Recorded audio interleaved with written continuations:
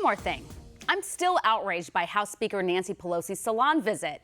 We all should be outraged. And to make matters worse, instead of apologizing for her hypocrisy and for breaking the rules, she's now accusing the salon owner of setting her up.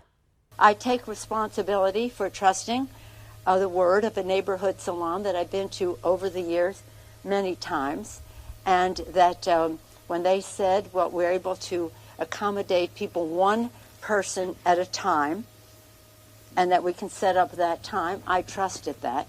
As it turns out, it was a setup, so I take responsibility for falling for a setup. I think that that this salon owes me an apology for setting up.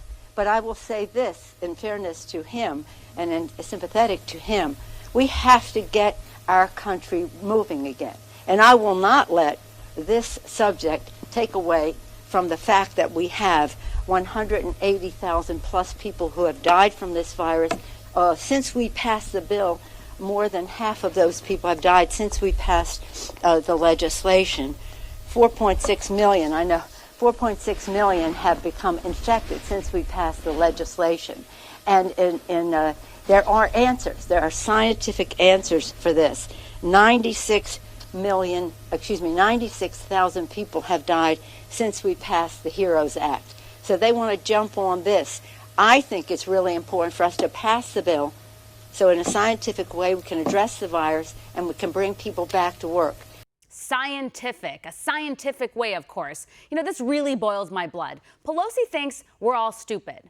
We are all still being told to stay home, wear a mask even when we're walking alone outside. Millions of people are out of work. Many Americans are losing their businesses and going into financial ruin due to the COVID lockdowns. Yet Pelosi thinks the rules don't apply to her.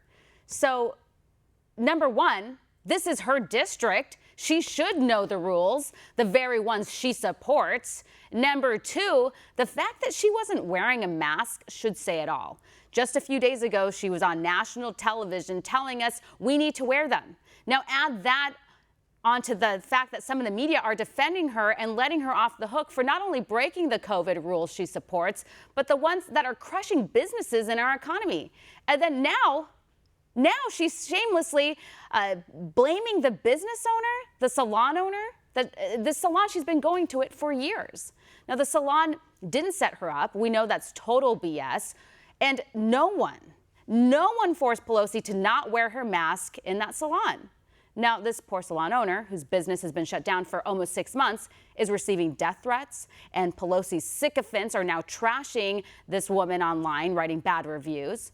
You know, it's very clear what's going on here. And Pelosi's little salon day is much bigger than just a hairdo. Her actions are emblematic of the Democratic Party. And it really makes you question how necessary the lockdowns are and how serious the coronavirus is when our leaders who want to keep this country shut down don't follow their own rules. Now, apparently, the liberal elite are immune to the coronavirus. That's how smart the virus is.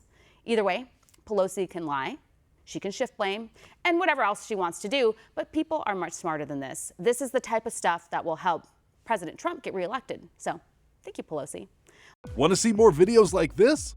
Click on the link below and subscribe to One America News on YouTube, and call your cable provider and kindly demand that One America News is added to your lineup. Call and subscribe today.